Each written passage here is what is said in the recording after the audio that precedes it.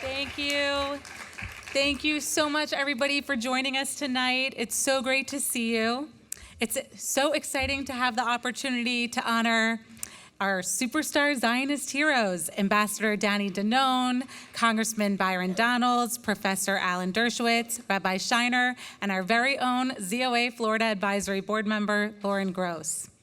Thank you so much to Siggy for bringing your infectious energy to this room and for fighting so hard to ensure that Israel's safety is always a priority in our administration. And I want to thank you again to all of the generous sponsors in this room, with a special shout out to our diamond sponsors, Louis and Helene Stahl, and our platinum sponsors, Joseph and Pam Lubeck. Thank you. I also want to personally thank our dinner co-chairs, Elaine and ZOA National Board Treasurer Bob Guzzardi, and Kathy and Howard Renson. It's been so wonderful working with you. Thank you. And thank you to the entire Gala host committee. Our ZOA chapter in Florida is proud to have such an exceptional presence, and I'm grateful to each and every one of you for supporting our work to protect the state of Israel and protect the Jewish people. As everyone in this room is aware of, this past year and a half has been exceptionally challenging for Israel and the Jewish people. Our Florida chapter of ZOA has been dedicated to hosting Zionist educational events all over the state that help inform the public of what's really happening in the Middle East and encourage them to join us and stand up and be a voice. We are not only expanding our reach geographically, but also generationally. In addition to our incredible Florida Advisory Board, we also have a ZOA Young Adult Steering Committee comprised of 14 young, passionate Zionists in their 20s, 30s, and early 40s. Most of them are here in the room with us tonight, and they are committed to our mission. Thank you to all of our ZOA Florida leaders for joining us and all of the support and time that you give. Next up is Mia Blachman, an actress, a writer, a journalist, and a legal assistant. But most importantly, she is a loud and proud Zionist student activist. Mia's passion and pride in her Judaism and Zionism is inspirational. She is here tonight because ZOA was there for her when things went awfully wrong on her college campus. Mia's story is one of many personal stories of those who were helped and continue to be helped, thanks to each and every one of you who support our work. And by supporting ZOA, by supporting us, you support college students who are facing hostile anti-Semitic environments all over America. Mia, please join me on stage.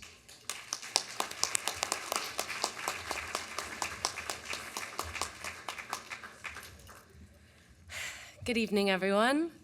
My name is Mia Blachman. As you all know, I'm one of the many college students in this country who have been harassed and discriminated against simply because I'm a proud Jew and a proud Zionist. And just like many other Jewish students, ZOA was there to help and support me. I faced anti-Semitism after I transferred to Emerson College in Boston in the fall of 2023. Before I transferred there, I was living in Hulon, Israel, teaching English to middle school students in Bat Yam. I got to spend time with family and visited them on their kibbutz, which was only 4 kilometers from the Gaza border, and I made many friends, some who survived the Hamas massacre on October 7th, and many who are still fighting to protect the people of Israel. When I transferred to Emerson College, my first month there was a dream come true. I was finally able to act in a play again. I joined multiple news organizations and I made so many friends. I was never shy about my Jewish identity or my connection to Israel, and that wasn't going to start at Emerson. I had experienced anti-Semitism in the past, but I grew up in Aventura, where the majority of people are just like me, Hispanic and Jewish. So I was not prepared for what happened to me on my college campus after the Hamas massacre on October 7th. On that very day, the students living right next door to me in my dorm immediately openly expressed their support for Hamas and its terrorism and called for Israel's destruction. On the whiteboard posted on the outside of their dorm room door, these students had written, "Globalize the Intifada from the river to the sea, free Palestine." Every time I saw the message, I felt fear. Fear that my neighbors at school supported the murder of Jews and the destruction of the Jewish state. Other Jewish students in my dorm were also afraid, and when I reported the harassment, no one helped me. Then I faced discrimination in a student-run play in which I had several roles. On October 17th, 2023, the student directors took one of those roles away from me with no explanation. A few days later, the directors announced that they were adding a rehearsal on Friday, so I requested it end by 6 p.m. so I could attend Shabbat services at Chabad as I did every Friday. They scheduled rehearsal for 6:30 p.m. that night and said that rehearsal was mandatory. I went to rehearsal and I missed Shabbat. Out of the blue, the next day, on the morning of opening night, I received an email informing me that for my own good, for my mental health, because of everything going on in Israel, I was removed from the show entirely. This was antisemitism, which I reported to the administration, and again, no one helped me. The antisemitism grew stronger after that.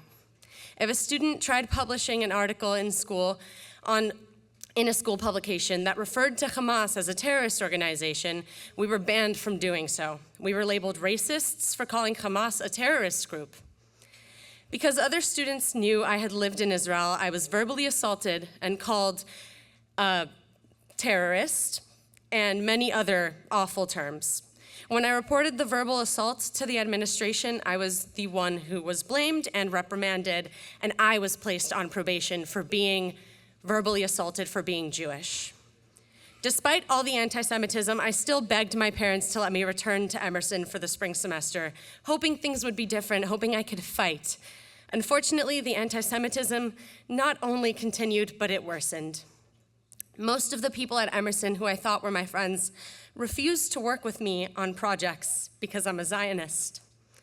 I didn't have a scene partner in class because my class thought that Zionism means you hate Black people. I was called countless horrifying names online, labeled a KKK member, and a terrorist for supporting Israel. And so were my friends and family members who are fighting for Israel's safety and security. In January 2024, I was physically assaulted by my neighbor on my way to class. She pushed me, shoved me, and threatened me. Even this wasn't enough for the school to take action and protect me. The ZOA contacted the president of Emerson College and called on the college to protect my civil rights and provide me with a safe environment I'm legally entitled to. I was moved to safe housing for my own protection, but my harassers who broke the college's rules were never punished, and the school never reprimanded anyone who discriminated against me based on my Jewish identity. With my family's encouragement and support, because the school would not promise me the safe housing for the following year, I transferred to UCF, University of Central Florida, where my life is completely different.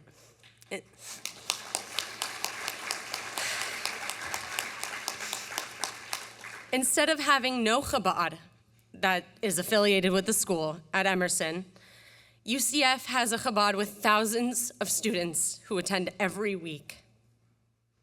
I'm still grieving the lives lost on October 7th, the dreams I lost on October 7th, and the hope I had that diminished on that day. But I'm so honored and so grateful to have had that hope for humanity reignited through the people who have supported me throughout everything I have experienced since that day.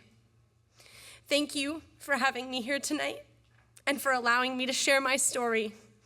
Thank you again to the ZOA. Shout out to Susan Tuckman. Shout out to Allison.